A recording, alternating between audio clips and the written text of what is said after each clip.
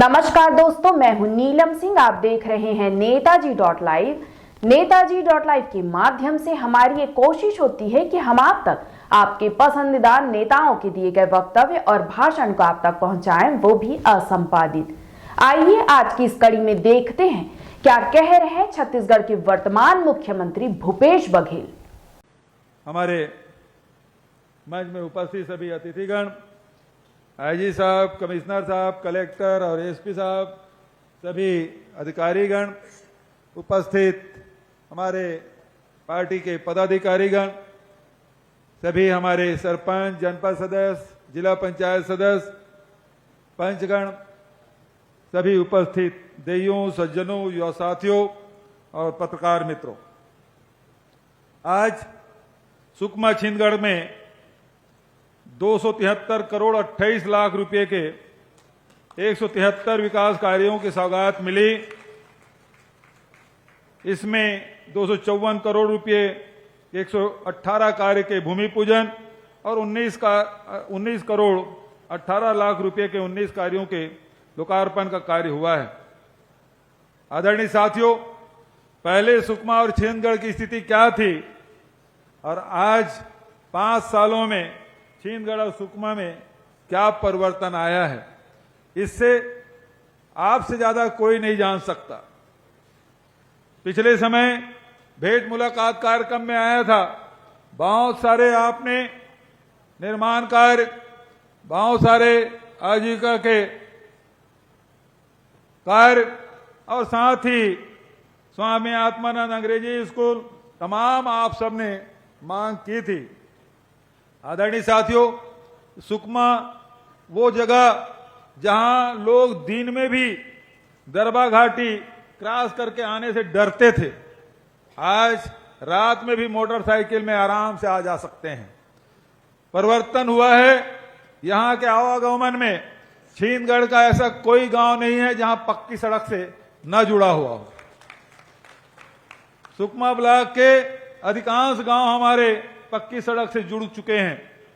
कोंटा में भी अब पक्की सड़क तो नहीं, लेकिन कच्चे मार्ग का निर्माण तेजी से हो रहा है, पक्की सड़कों का निर्माण हो रहा है, गिट्टी मुरम का भी कार्य हो रहा है, पुल पुलिया का निर्माण लगातार किया जा रहा है। जो स्कूल बंद थे फिर से शुरू किया गया। लोग यहां पंचायत के चुनाव नहीं होते थे, पहली बार है कि पूरे सुकमा जिले के हर पंचायत के चुनाव हुए हैं। आज मुझे इस बात की खुशी है कि एलमागुड़ा में 15 अगस्त को पूरा गांव बिजली से जगमगा गया। अंधेरा वहां था, जहां बिजली नहीं पहुंच पाए वहां सोलर लाइट वहां पहुंचाया गया, उससे बिजली पहुंची है। आदरणीय साथियों, मैं ये भी बताना चाहता हूं कि लोगों को राशन कार्ड नहीं थे तो राशन मिलता कहां, लेकिन भाई कवासी के मेहनत से, लखमा के मेहनत से, अधिकारियों के साहस से ये कार्य संभव हुआ कि अंदरूनी क्षेत्रों में जाके कैंप लगाए, राशन कार्ड बनाए, जॉब कार्ड बनाए, आधार कार्ड बनाए और आज उन दुकानों में राशन भी है, लोग राशन भी खरीद रहे हैं। आंगनबाड़ी केंद्र खुल गए, स्कूल खुल गए। मैं तो जगरगुंडा लखमा के साथ 2001 में गया था उप तहसील कार्यालय के उद्घाटन, तब से उसके बाद वहां की स्कूल भी बंद, बाजार भी बंद, सब बंद। हमारी सरकार आई, फिर से स्कूल खुला। अभी हमारी एक बहन आई थी जगरगुंडा से, मैंने पूछा स्कूल कैसा चल रहा है, बोले बहुत बढ़िया चल रहा है, सड़कें भी बन गई, स्कूल भी चल रहे हैं, आंगनबाड़ी केंद्र भी खुल गए हैं। अब उन्होंने कुछ और मांग की है और उससे जरूर पूछ लेना लखमा जी, है ना। हाँ, उन्होंने कहा कि अब जगरगुंडा में धान खरीदी केंद्र भी खुलना चाहिए। मैं इस मंच के माध्यम से घोषणा करता हूं कि जगरगुंडा में भी धान खरीदी केंद्र होना चाहिए।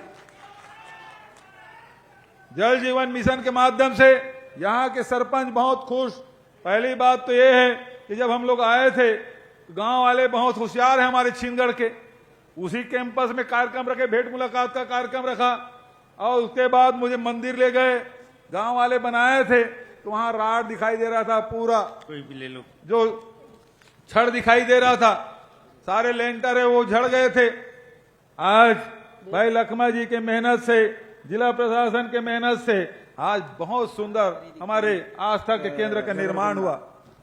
मैं वहां देवी की पूजा भी करके आया हूं। इतना सुंदर मंदिर अभी छिंदगढ़ में देखने को नहीं मिला जो आप सब ने मिलकर बनाया है। और उसी के साथ साथ हमारी सरपंच बहन ने कहा कि हमारे यहाँ पेयजल की व्यवस्था हो गई, उसके लिए मैं आपको धन्यवाद करता हूं। तो इस प्रकार से लगातार प्रयास यही हो रहा है कि आम जनता की सुविधा मिले। पहले कैसे महुआ को सड़कों में फेंक देते थे, आज लघु उपज की खरीदी हो रही है। तेंदुपत्ता 4000 प्रति मानक बोरा के दर से। देखो लखमा कितना होशियार है।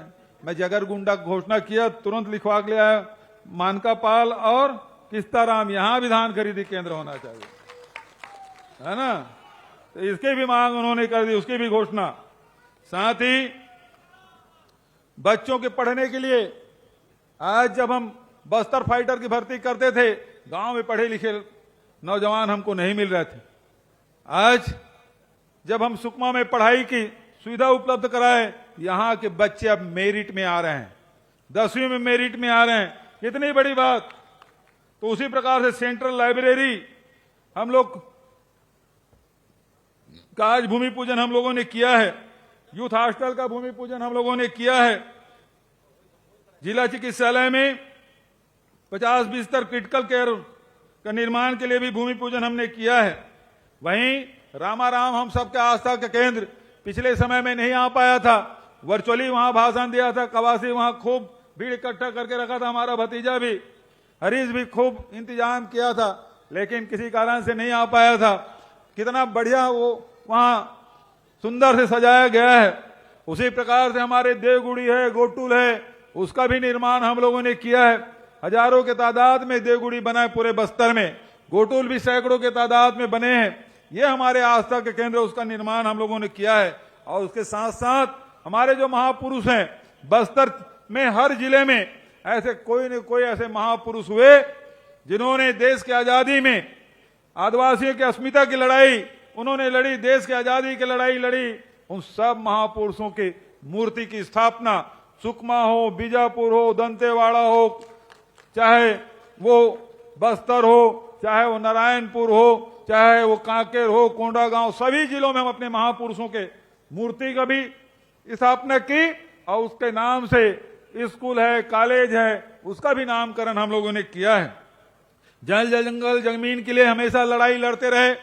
आज सामुदायिक वन संसाधन अधिकार का पट्टा हम लोगों ने दिया है। व्यक्तिगत दावे के पट्टे भी हम लोगों ने दिया है। तो लगातार प्रयास यही है कि हमारे आदिवासी भाइयों को, बस्तर में रहने वाले को कैसे हम ज्यादा से ज्यादा ताकतवर बना सकें।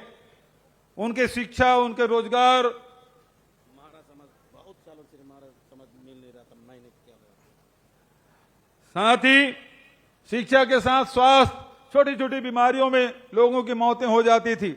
मलेरिया से, उल्टी, डायरिया से, इससे मौत हो जाती थी। आज हाट बाजार क्लिनिक योजना, हमारे जिला अस्पताल, पीएससी, सीएससी, इसमें डॉक्टरों की भर्ती और इलाज करने के साथ साथ अब तो पशुधन के लिए भी, हमारे गौ माता के लिए भी आज 5 गाड़ी हम लोगों ने रवाना किया है। उसका भी इलाज होना चाहिए, दूध का उत्पादन बढ़ना चाहिए, हमारे बच्चे हिष्ट-पुष्ट होना चाहिए, लोगों की आमदनी बढ़ना चाहिए।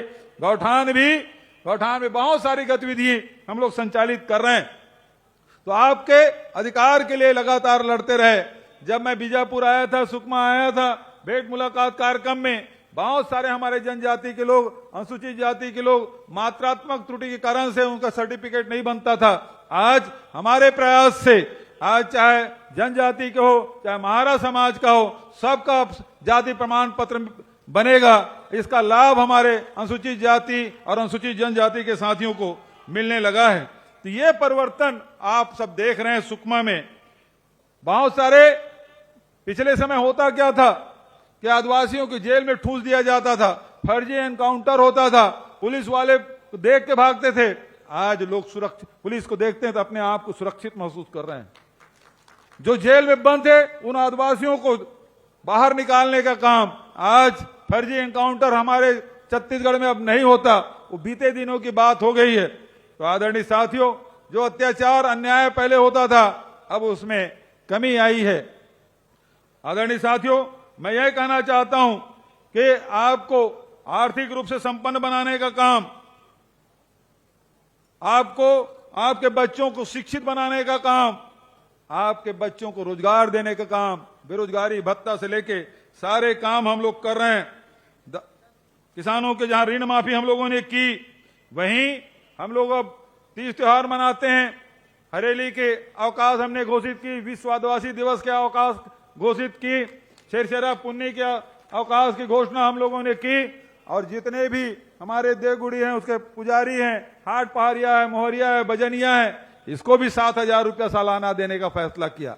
मैं पूछ रहा था किस्त मिला कि नहीं मिला, सबने कहा हमको किस्त मिल गया है। अब तो छत्तीसगढ़ी पर्व मनाने के लिए हमारे सरपंचों को भी 10-10 हजार रुपया हर साल दे रहे हैं, ताकि कोई भी तीज त्योहार है वो अच्छे से मना सके। यही तो हमारी पहचान है, हमारी संस्कृति, हमारी परंपरा, हमारी बोली, हमारी भाषा, सबको सहेजने का काम हम लोगों ने किया है। सुकमा पिछड़ेपन से अभिशप्त था, आज उससे 5 साल में मुक्ति दिलाने के लिए लगातार प्रयास, और आगे भी आपसे यही कहना चाहूंगा कि ये सुकमा जिला हमारे आंध्र प्रदेश, तेलंगाना या दक्षिण भारत का प्रवेश द्वार है हमारा सुकमा, और ये सुकमा पिछड़ा नहीं होना चाहिए। जो भी आए देखे कि सुकमा हमारा सबसे बढ़िया जिला, क्योंकि दक्षिण का प्रवेश द्वार है, तो सुंदर तो होना चाहिए। यहाँ चाहे सड़कें हो, चाहे हॉस्पिटल हो, चाहे स्कूल हो, सब सुंदर से सुंदर बने, ये हमारी कोशिश। आज भाई कवासी लखमा निरंतर आपके सेवा में दिन रात लगे रहते हैं। आज भी अब चुनाव 15 दिन में घोषणा हो जाएगा, फिर भी आपके मांग, आपके यहाँ के लोगों की समस्याओं के निदान के लगातार वो जागरूक हैं, और उन्होंने कहा कि यहाँ रोकेला से पेदापार में बारू नदी में पुल निर्माण होना चाहिए। मैं उसकी घोषणा करता हूं। छिंदगढ़ में रेस्ट हाउस का भी निर्माण होना चाहिए, हमारा ब्लॉक मुख्यालय है। सबसे सुकमा जिला में सबसे संपन्न किसान कहीं हैं, सबसे मेहनत का किसान कहीं हैं, तो छिंदगढ़ में खूब धान उत्पादन होता है।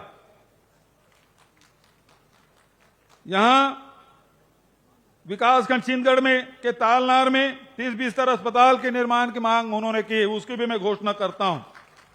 कोरदेम में नदी में पुलिया के निर्माण, उसकी भी घोषणा, और मनकापाल से पुसाराम के रास्ते में नलगेर नदी में पुलिया के निर्माण, केरलापाल पोंगा भेजी रबड़ीगुड़ा नाला में पुलिया निर्माण, और हमीरगढ़ से लिट्टी रास के बारू नदी में पुलिया निर्माण। इतनी मांग भाई कवासी लखमा ने की है। अब कवासी की बात तो इनकार कर ही नहीं सकता। आप कवासी को आशीर्वाद दीजिए, फिर पिछले समय से ज्यादा वोट जिताइए, सरकार बनेगी, ये सारे निर्माण कार्य होंगे। अब सुकमा जिले में थोड़ा सा हिस्सा राजमंद के भी विधानसभा का आता है। उन्होंने भी मांग की है कि पोटानार से में नवीन धान खरीदी केंद्र, ग्राम धुरा गांव में नवीन धान खरीदी केंद्र, और गुमड़ापाल में नवीन धान खरीदी केंद्र की मांग उन्होंने की है। इसकी भी मैं घोषणा करता हूं, ताकि किसान को किसी प्रकार की कोई शिकायत न हो, धान खरीदी आसानी से हो। अभी आपको एक जानकारी और देना चाहता हूं। पिछले समय प्रियंका जी भरोसे एक सम्मेलन में जगदलपुर आई थी। इसके बाद हमारे मल्लिकार्जुन खड़गे जी जो राष्ट्रीय अध्यक्ष हैं वो आए थे। राहुल गांधी जी राजीव अमितान क्लब के सम्मेलन में रायपुर आए थे। अभी कल ही राहुल जी फिर से बिलासपुर आ रहे हैं, और 28 तारीख को खड़गे जी बलौदा बाजार आ रहे हैं। मैं ये बात इसलिए बता रहा हूं कि जितने भी गोबर विक्रेता हैं, हमारे जितने भी हमारे वर्मी कंपोस्ट बनाने वाले बहनें हैं, चाहे हमारे बेरोजगार साथी हैं, चाहे हमारे भूमि श्रमिक हैं, चाहे हमारे किसान हैं, सबको 28 तारीख को, चूंकि 1 नवंबर को आचार संहिता लगा रहेगा तो तीसरा किस्त मिलने में कठिनाई होगी, इसलिए 28 तारीख को ही खड़गे साहब बटन दबाएंगे और सबके खाते में पैसा जाएगा। तो आप सबको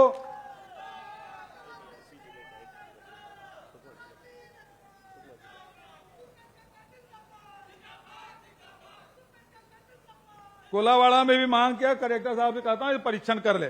तो आप सबको विकास कार्यों की बहुत बहुत बधाई, आप सबको शुभकामनाएं।